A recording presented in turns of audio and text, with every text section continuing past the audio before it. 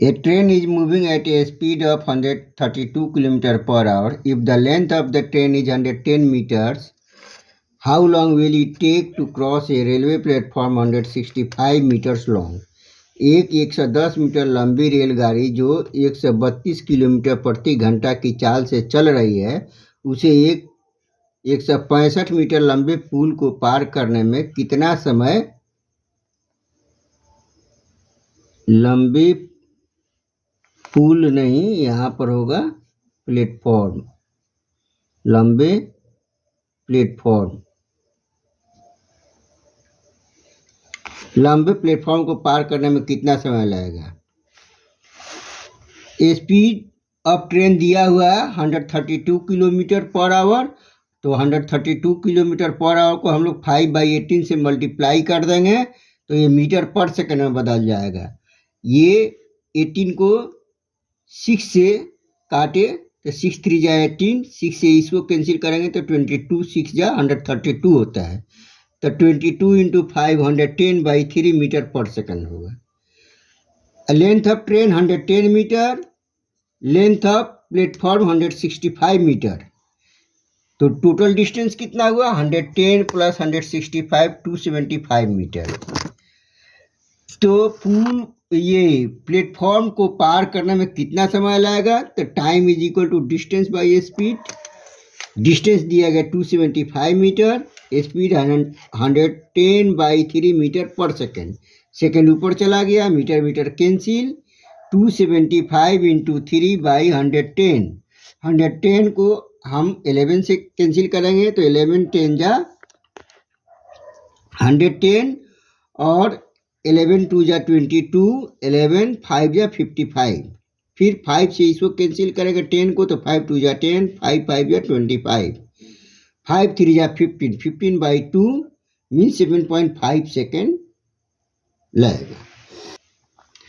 A train of length 500 feet crosses a platform of length 700 feet in 10 seconds. The speed of the train is। एक 500 feet लंबी रेलगाड़ी एक 700 feet लंबे platform को पार करने में 10 सेकंड का समय लेती है। बताएं रेलगाड़ी की चाल कितनी है।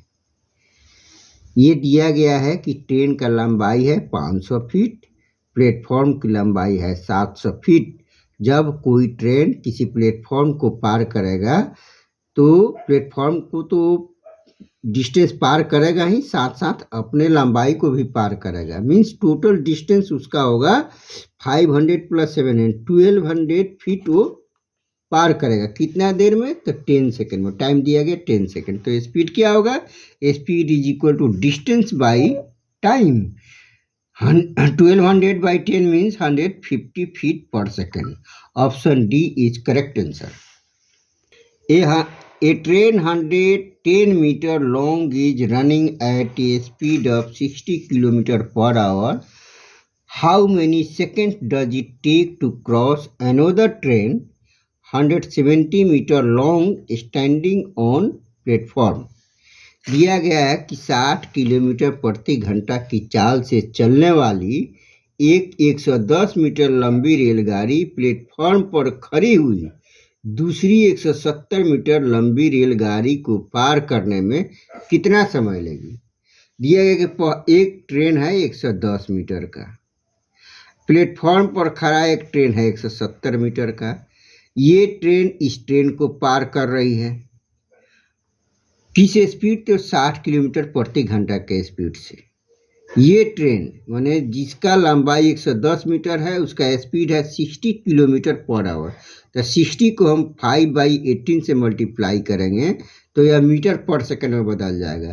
तो 5/18 से मल्टीप्लाई किए तो 6 3 जा 18, 6 10 जा 60 मीन्स 50/3 मीटर पर सेकंड का उसका स्पीड हुआ। और डिस्टेंस कितना वो ट्रेवल करेगा, तो 110 मीटर का ट्रेन हुआ, 170 मीटर का दूसरा ट्रेन हुआ, तो डिस्टेंस टोटल हो गया 110 प्लस 170 280 मीटर। तो टाइम कितना लगेगा उसको क्रॉस करने में, दूसरी ट्रेन को क्रॉस करने में पहली ट्रेन को कितना टाइम लगेगा, तो time is equal to distance by speed. Distance 280 meter दिया हुआ है, स्पीड है 50/3 मीटर पर सेकेंड। मीटर यहीं पर रह गया, सेकेंड ऊपर चला गया, मीटर मीटर कैंसिल, 280 इंटू ये 3 ऊपर 50 नीचे, तो 1 0 से 1 0 हम लोग काट देंगे। 28 3 जा 84 बाई 5 मीन्स 16.8 सेकेंड लगेगा। Option B is correct answer. A train with a uniform speed crosses a platform 162 meter long in 18 seconds and another platform 120 meter long in 15 seconds. The speed of the train is। एक रेलगाड़ी एक समान चाल से चलते हुए एक 162 metre लंबे एक प्लेटफॉर्म को 18 सेकंड तथा 120 मीटर लंबे प्लेटफॉर्म को 15 सेकंड में पार करती है। रेलगाड़ी की चाल ज्ञात कीजिए। स्पीड ऑफ ट्रेन पूछा है।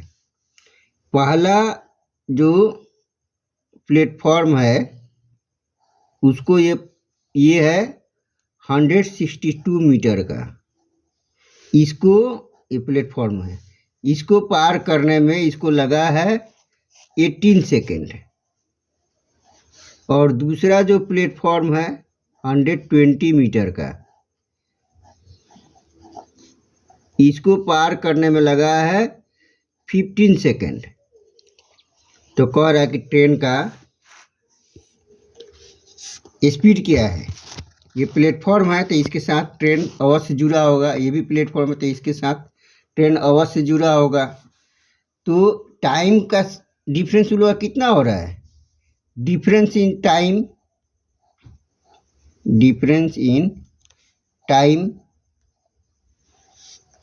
18 माइनस 15 3 सेकेंड, और डिफरेंस इन डिस्टेंस का कितना डिफरेंस हो रहा है? तो 162 माइनस 120 42 मीटर। तो ये 42 मीटर का दूरी 3 सेकंड में तय किया है ट्रेन। ये टाइम हुआ, ये डिस्टेंस हुआ, स्पीड क्या होगा? Distance by time. Distance 42 meter, time हुआ 3 सेकेंड। यहीं पर हम लोग क्या करेंगे, 18/5 से मल्टीप्लाई कर देंगे तो किलोमीटर पर आवर में बदल जाएगा, क्योंकि ट्रेन का स्पीड हमेशा किलोमीटर पर आवर में अक्सर मापा जाता है। तो 3 से काटेंगे तो 14, और ये हो जाएगा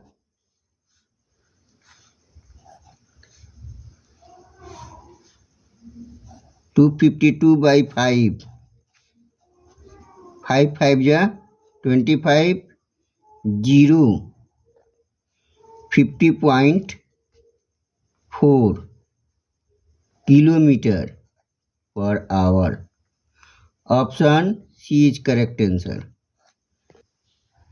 A train covers a distance of 3,584 km in 2 days 8 hours.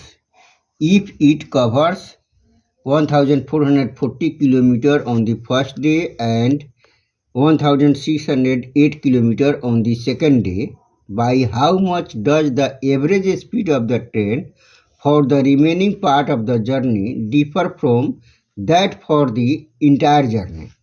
दिया गया कि एक रेलगाड़ी 3584 किलोमीटर की दूरी को 2 दिन 8 घंटे में तय करती है। यदि यह पहले दिन 1440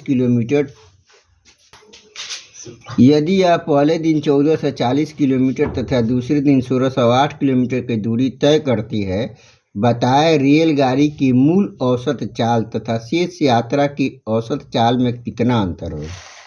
दिया गया कि टोटल डिस्टेंस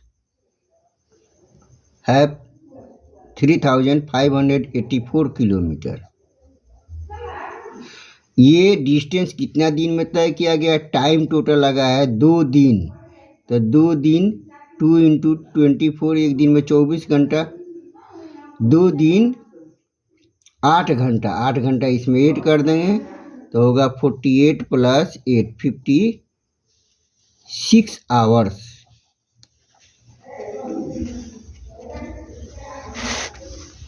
तो एवरेज स्पीड इसका क्या होगा?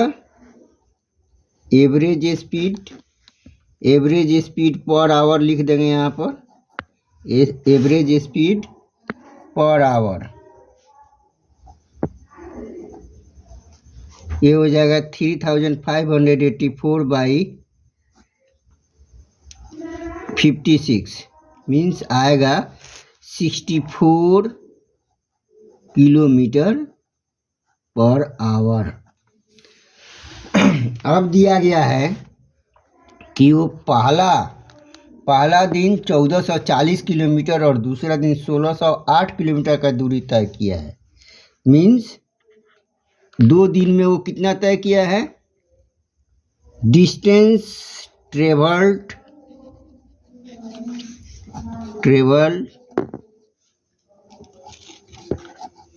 in 2 days is equal to 1440 plus 1608 is equal to 3048 kilometre. तो रेस्ट डिस्टेंस कितना बचा? रेस्ट डिस्टेंस टोटल डिस्टेंस था 3584 किलोमीटर माइनस 3048 किलोमीटर मीन्स ये 14 से 8 गया 6, 7 से 4 गया 3 और यहाँ पर क्या बचा? 556 किलोमीटर। ये रेस्ट डिस्टेंस है। और टाइम रेस्ट कितना बचा है? रेस्ट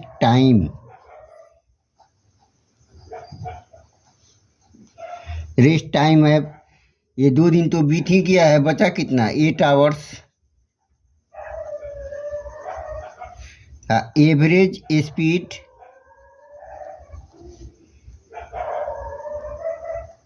इन 8 आवर्स, 8 घंटा का एवरेज स्पीड क्या होगा?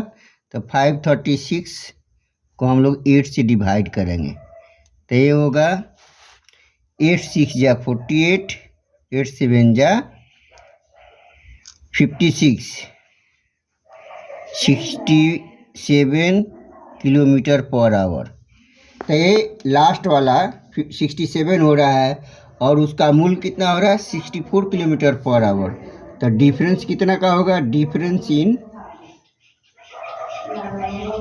Speed is equal to 67 minus 64 is equal to 3 kilometer पर hour. Option A is correct answer.